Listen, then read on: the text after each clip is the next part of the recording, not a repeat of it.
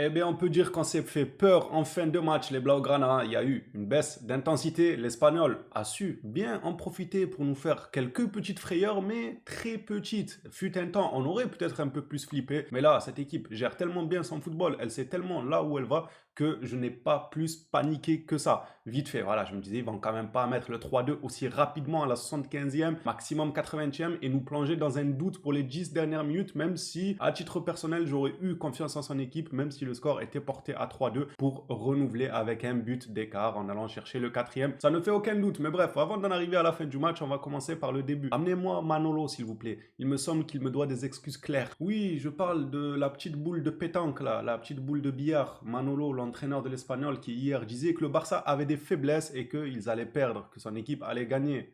On a vu le même match, Manolo. Il était désemparé sur le terrain. Les deux hors-jeu sifflés contre son équipe, il avait la haine. Il n'en pouvait plus. Ça se jouait à très peu. Faut admettre que cette fois-ci, on a eu de la chance là où d'habitude, on arrive quand même à mettre hors-jeu les adversaires. De minimum, un bon pied d'écart. Là, ça s'est joué vraiment à un cheveu, une oreille, une épaule. Mais c'est tant mieux. Nous, on prend. On a découragé l'équipe adverse à tel point que le troisième but de l'Espagnol, les deux premiers, vous me suivez, ça a été annulé pour cause du hors-jeu, El Famoso hors-jeu. Le troisième, il a été validé, il n'a pas célébré. Non mais allez revoir les images s'il vous plaît. Il n'a pas célébré, il a juste levé le pouce. C'est du bon au cas où, si ça siffle hors-jeu, au moins j'aurais pas fait 4 tours du terrain. Alors qu'en vrai, tu portes le score à 3-1, il y a moyen de moyenner 2 buts par la suite. Donc tu dois être dans l'euphorie, prendre le ballon, aller au rang central, poser le ballon pour jouer rapide et tout. Tu peux être poussé par cette adrénaline, ils ont marqué vers la 65e minute, donc il y avait de quoi faire. Mais lui, il était tellement pas sûr qu'il n'y avait pas hors-jeu sur l'action que le gars, il n'a pas bougé le petit doigt. Il est resté, je sais pas, il a fait un bisou à sa main et il avance.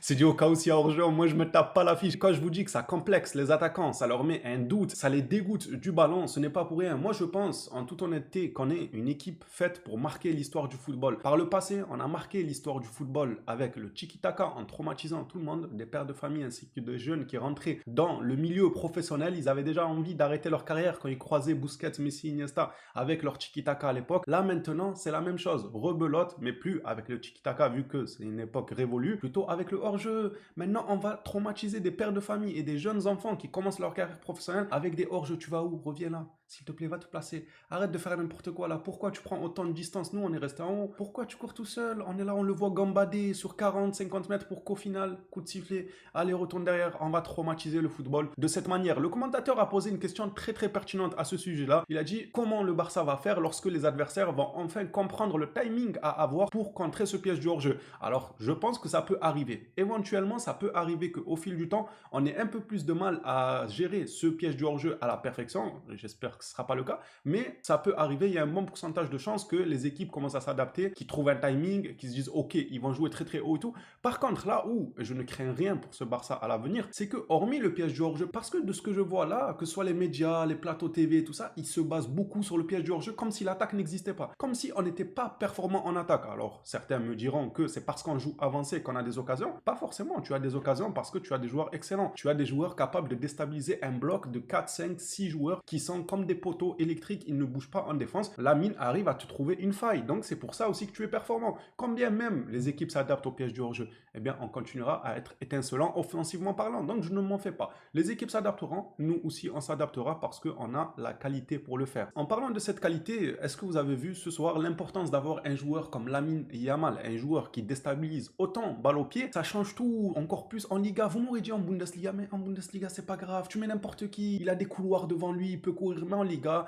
les équipes comme Retafe ou Sasuna, l'Espagnol aujourd'hui, ils ont tendance à venir faire le trajet, voyager, enfiler leurs chaussures, faire leur douche, se préparer, s'entraîner pour au final refuser de jouer. Mais refuser directement dès qu'il y a l'annonce du match. Barça ou Sasuna pour le 28 septembre. Dites non, on joue pas. En fait, pourquoi vous vous embêtez tant que ça? Pourquoi vous mettez les crampons, vous vous douchez, vous vous préparez, vous faites sûrement des séances vidéo pour essayer de voir les points faibles du Barça, pour au final venir sur le terrain et ne pas bouger, faire un bloc bas et subir, mais dites, on ne joue pas. ça ira plus vite, ça arrangera tout le monde, personne ne se fatiguera, personne n'utilisera de l'eau pour se doucher car il aura transpiré durant le match, personne ne sera fatigué, on aura évité des blessures, on aura évité des scores de tennis comme on a vu ces derniers temps avec le Barça. Ça nous évitera beaucoup de choses, refuser seulement. Bref, je disais Lamine Yamal en Liga, son importance elle est cruciale. Là où un Rafinha, il est excellent, il fait un début de saison excellent, je ne remettrai pas ça en question, évidemment, mais c'est un joueur qui a besoin d'espace, on l'a vu sur son magnifique but, encore une fois, le placement il est monstrueux, l'appel de balle il est monstrueux,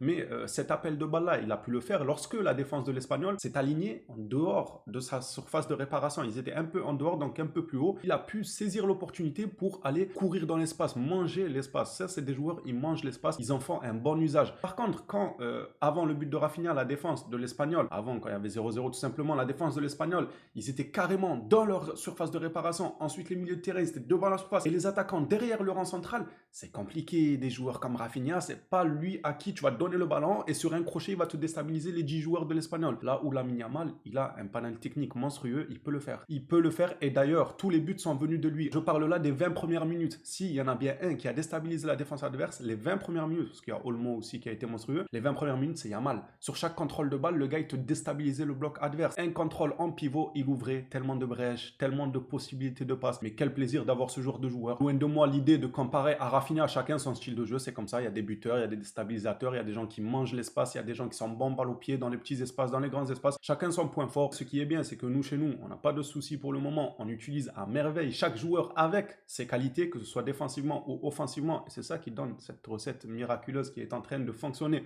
Du tonnerre au FC Barcelone. En parlant d'individualité, j'aimerais aussi parler du cas Casado et Frenkie de Jong. J'ai vu que ça en a fait réagir quelques-uns là. Vous avez réagi, oui, pourquoi Frenkie n'a pas enchaîné après sa merveilleuse rentrée contre le Real. Moi, je dis chapeau Hansi Flick. En fait, je pourrais m'arrêter juste là. Je vais évidemment vous donner des argumentations car je suis là pour ça. Je vais pas faire le gars qui dit une phrase et qui m'arrête sans donner d'explication. C'est mon but de vous apporter de l'argumentation. Chapeau Hansi Flick parce que la confiance qu'il a accordée à Casado, Casado lui a super bien rendu. Ça ne serait pas juste que Frenkie de Jong revient de blessure. Frenkie de Jong fait une entrée mais monstrueuse contre le Real Madrid. Eh bien, Frenkie de Jong, il met Casado sur le banc le match d'après. C'est pas juste. Ça veut dire le gars là, il a géré 13 matchs. Il y a Frenkie qui revient de blessure. Il a fait une bonne rentrée, une excellente bonne rentrée. Il le met sur le banc. Mais tu envoies quel message? En parlant de message, on parlera de la déclaration de Rafinha qu'il a fait envers Xavi là. Justement, ça fait partie de ça. C'est de la diplomatie verbale, ça. Ça, c'est tout un art de parler, les gars. C'est normal. Le joueur, il vient, il fait une entrée excellente. T'enlèves Casado comme si de rien n'était. Bon, bah écoute, Casado, merci pour tes précieux services. On fera appel à toi lorsque peut-être Frenkie de Jong rechutera. On lui souhaite pas, évidemment. Lorsqu'il rechutera, tu rejoueras, t'inquiète pas. Maintenant, va sur le banc.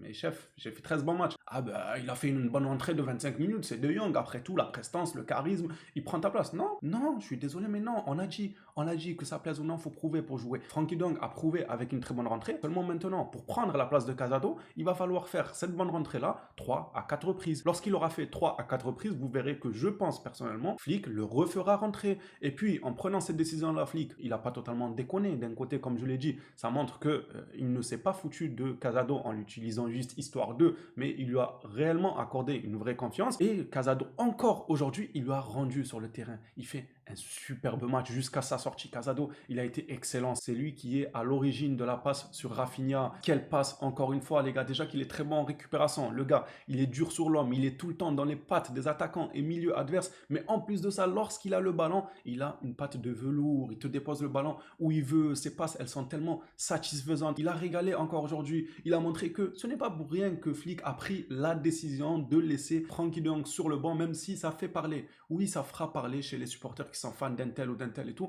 mais pour le moment, ça porte ses fruits et ne vous inquiétez pas, tous ceux qui aimeraient voir Frenkie de Jong et tout, on le verra très bientôt. Moi, j'en doute pas qu'il reprendra sa place de titulaire si il continue à faire des rentrées performantes. En parlant des rentrées, là, on a eu du beau monde, Frenkie notamment, on a eu Gavi, on a eu Ansu Fati, j'en oublie peut-être, il y a eu aussi Koundé, bref, on a eu du beau monde, peut-être j'ai oublié un ou deux noms, mais ce beau monde-là, je trouve qu'ils n'ont pas transformé le match, ils n'ont pas apporté une plus-value au match. Alors, je vais vous dire ce que je pense sincèrement, c'est que le match était plié.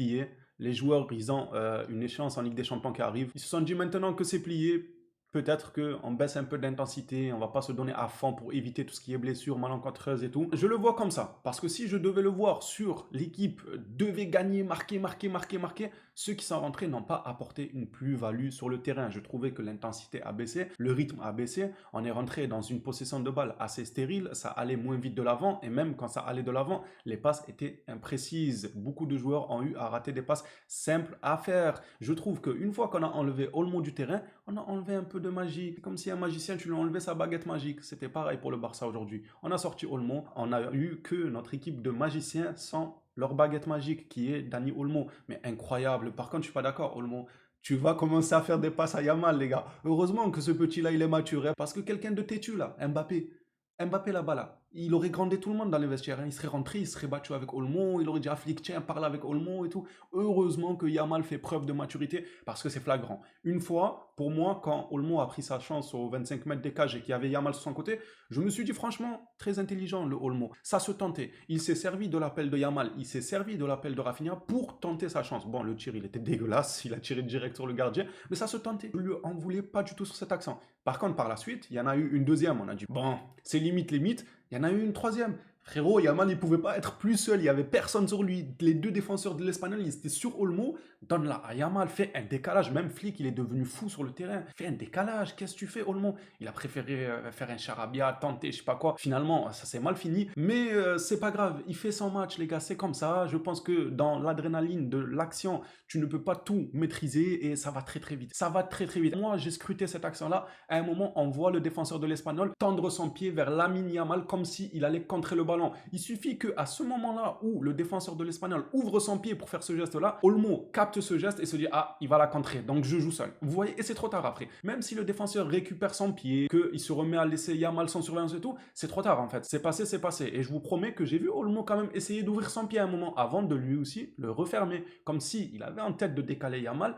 Après, il s'est dit non, ça va être contré, ça va pas passer. Mais c'est dommage parce que ça serait passé jour et nuit. Il fallait lui donner. On a vu que Lamine Yamal, déjà, il fait un excellent début de match de par sa déstabilisation. Heureusement qu'il est là, sinon, contre des blocs pas, tu aurais du mal. 100 joueurs qui font ce genre de différence, on aurait du mal à attaquer face à ce genre de bloc pas. Heureusement qu'il y a des joueurs comme Olmo, des magiciens balle au pied, ainsi que Lamine Yamal. Il le cherchait son but. On l'a vu à plusieurs reprises. Il a essayé de tenter des enroulés et tout. Il veut marquer son petit but, ça serait mérité. S'il y en a un qui a marqué un but, c'est Ansu Fati, mais c'est dommage. Il était malheureusement hors jeu. On a tous hâte de le voir marquer un but pour voir un peu si ça fait une différence au niveau du mental. Malheureusement, ça n'a pas été aujourd'hui. Les Blaugrana, à votre tour de me dire ce que vous en avez pensé de ce match. 3 points, on prend 9 points d'avance sur le Real. Oui, je sais, ils ont un match en retard, les gars, tranquille, mais psychologiquement parlant, ça va jouer. Vous le verrez, 9 points de retard, même si ils ont un match de retard. Quand même, dans leur tête, c'est 9 points de retard et ça peut avoir son poids dans le mental des joueurs, malgré qu'ils soient au courant qu'ils ont un match de retard. Déjà, même s'ils gagnent leur match de retard, c'est quand même 6 points. On reconfirme les 6 points d'avance et ça